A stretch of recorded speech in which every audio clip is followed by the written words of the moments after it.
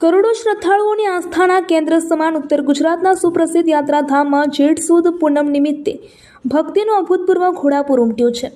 વિશ્વ પ્રસિદ્ધ શક્તિપીઠ અંબાજી અને નાના અંબાજી તરીકે ઓળખાતા ખેડબ્રહ્મા સ્થિત શ્રી અંબિકા માતાજીના મંદિરે વહેલી સવારથી જ હજારો માઈ ભક્તો દર્શનાર્થે પહોંચ્યા છે. શક્તિ, ભક્તિ અને આસ્થાના ત્રિવેણી સંગમ સમાન આ પવિત્ર દિવસે સમગ્ર વાતાવરણ સંપૂર્ણપણે ભક્તિમય બની ગયું છે. મહેસાણા શહેરના એ ડિવિઝન પોલીસ મથક વિસ્તારમાં ગરીબ નવાઝ સોસાયટીમાં મોહરમના પવિત્ર તહેવાર નિમિત્તે યોજાનારા જમણવારનું આમંત્રણ આપવા જેવી નજીવી બાબતે પડોશીઓ પર હિંસક હુમલો કરવામાં આવ્યો હોવાની ઘટના સામે આવી છે. આ મામલે સોસાયટીમાં રહેતી 26 વર્ષીય મહિલાએ 4 શખ્સો વિરુદ્ધ પોલીસમાં ફરિયાદ નોંધાવી છે. રાજકોટ જિલ્લાના શાપરના જૂના રાજવી પરિવારના જિતેન્દ્રસિંહ ચડિયાના ત્યાં થયેલી 2.49 કરોડ રૂપિયાની લૂંટ કેસમાં પોલીસે ગુનાનો ભેદ ઉકેલી 3 આરોપીઓની ધરપકડ કરી છે. 76.86 લાખનો મુદ્દામાલ કબજે કરી ફરાર 5 આરોપીઓની શોધખોળ હાથ ધરી છે. પોલીસે મધ્યપ્રદેશના તિજોરિયા ગામ નજીક રહેતા બંસિંગ ઉર્ફ બંદા હિમરાજ સિંઘાડ, દિનેશ શેતાન પરમાર અને શેતાન દિવાનની ધરપકડ કરી છે. જો કે હજુ પણ 5 જેટલા આરોપીઓ ફરાર છે. 2.49 કરોડની લૂંટમાં 2.47 કરોડ રોકડ, 2 લાખના સોનાના દાગીના અને 10,000ની 12 બોરની રાઇફલનો સમાવેશ થાય છે. અમદાવાદમાં આ વર્ષે 149મી રથયાત્રા યોજાવાની છે. તે પૂર્વે આજથી ઉજવણીનો પ્રારંભ થયો છે. આજે 29 જૂને જેઠ સુદ પૂર્ણિમાના દિવસે ભગવાન જગન્નાથજીની ધામધૂમથી જલયાત્રા યોજાઈ. સૌપ્રથમ 12 હાથી અને બાદમાં જય રણછોડના નાદ સાથે બળદગાડા મંદિર પ્રાંગણની બહાર નીકળી યાત્રાની શરૂઆત થઈ હતી. બેન્ડ બાજા, ઢોલ નગારા અને ગોવિંદ બોલો ગોપાલ બોલો જય જગન્નાથના નાદ સાથે આ યાત્રા સાબરમતી નદી કિનારે પહોંચી હતી. અમદાવાદ શહેરના મેમનગર ફાયર સ્ટેશન પાસે એક આધેડ વયના વ્યક્તિને કેટલાક શખ્સોએ જાહેરમાં માર માર્યો હતો. રસ્તાની વચ્ચે વાહનો રોકી આધેડને દંડા અને લાતો વડે મારવામાં આવ્યો હતો. આધેડ ઇજાગ્રસ્ત થતાં સારવાર માટે હોસ્પિટલ ખાતે ખસેડવામાં આવ્યા હતા. ગુજરાત યુનિવર્સિટી પોલીસ દ્વારા બનાવ અંગે તપાસ કરવામાં આવી રહી છે.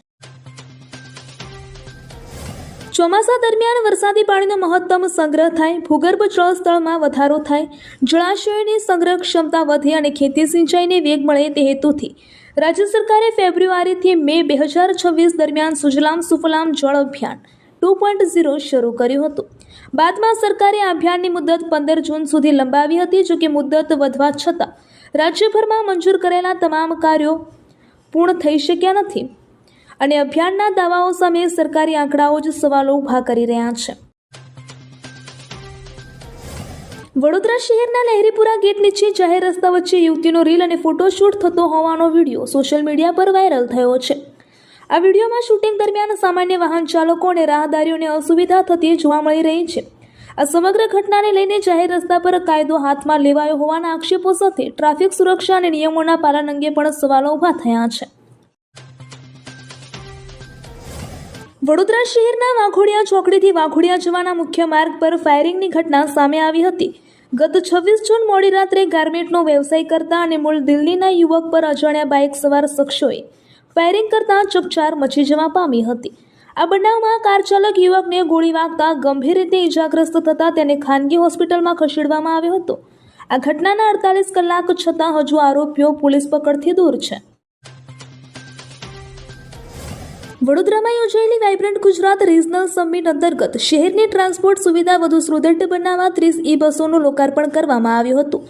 કેન્દ્રીય કેબિનેટ મંત્રી મનોહરલાલ ખટ્ટર, રાજ્યના મુખ્યમંત્રી ભૂપેન્દ્રભાઈ પટેલ અને નાયબ મુખ્યમંત્રી હર્ષ સંઘવીની ઉપસ્થિતિમાં લોકાર્પણ કાર્યક્રમ યોજાયો હતો.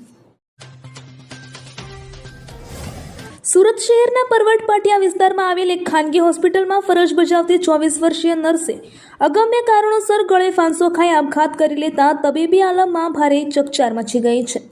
હોસ્પિટલ પરિસરમાં જ આવેલા પોતાના રૂમમાં નર્સે રાત્રિના સમયે પંખા સાથે દુપટ્ટો બાંધી આત્મહત્યા કરી લીધી હતી. વહેલી સવારે સહકર્મી નર્સ જાગી ત્યારે આ સમગ્ર મામલો પ્રકાશમાં આવ્યો હતો. પ્રાથમિક તપાસમાં પ્રેમ પ્રકરણમાં થયેલા ઝઘડાના કારણે આ પગલું ભરાયું હોવાની આશંકા સેવાઈ રહી છે, જેના આધારે પોલીસે તપાસનો ધમધમાટ શરૂ કર્યો છે.